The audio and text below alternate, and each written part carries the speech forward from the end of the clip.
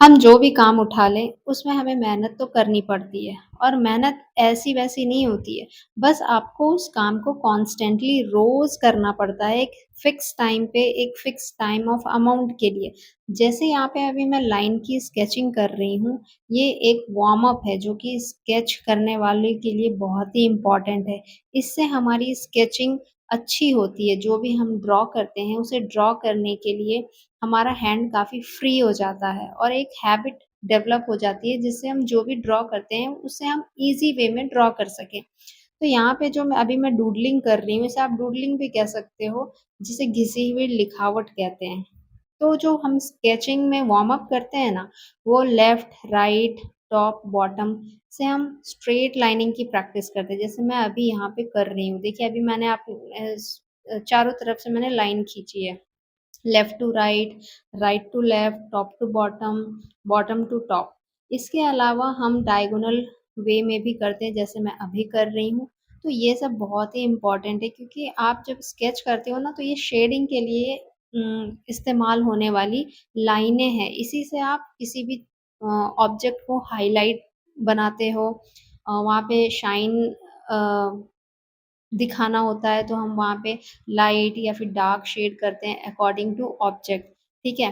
इसीलिए ये सब बहुत इम्पोर्टेंट है। साथ ही इसके अलावा हम जो शेप होते हैं जैसे round shape, triangle, rectangular, square, pentagon, hexagon इस सब की भी प्रैक्टिस ज़रूरी है। वैसे तो वो ज़्यादा यूज़ नहीं होते लेकिन फिर भी अ, उनका कहीं न कहीं यूज़ होता है। स्पेशली आपको सर्कल तो आना ही चाहिए क्योंकि अगर आप सर्कल बना रहे हो ना, तो उससे बहुत सारे ऑब्जेक्ट ड्रॉ करने में हेल्प मिलता है। स्पेशली जैसे आप पोर्ट्रेट बना रहे हो तो photo face, front face side face, you know upward, downward face ये सारे बनाने में बहुत ही मदद मिलता है।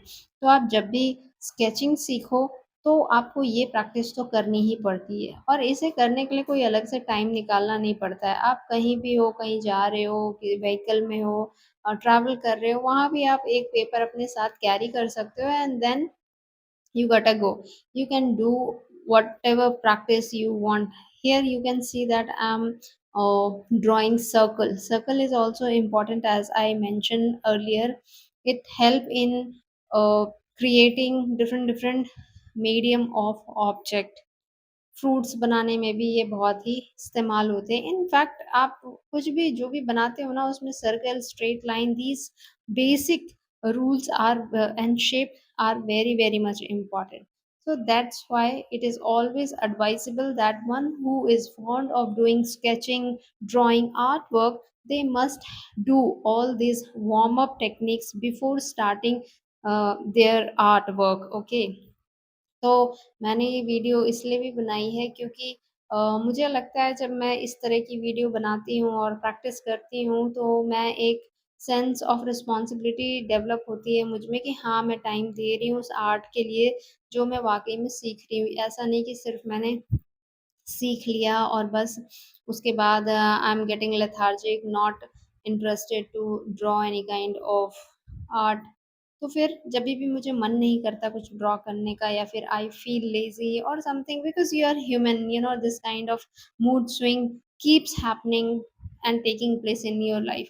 तो मैं इस तरह का डूडल कर लेती हूँ। It's a kind of doodle as well as warm up practice for sketching purpose.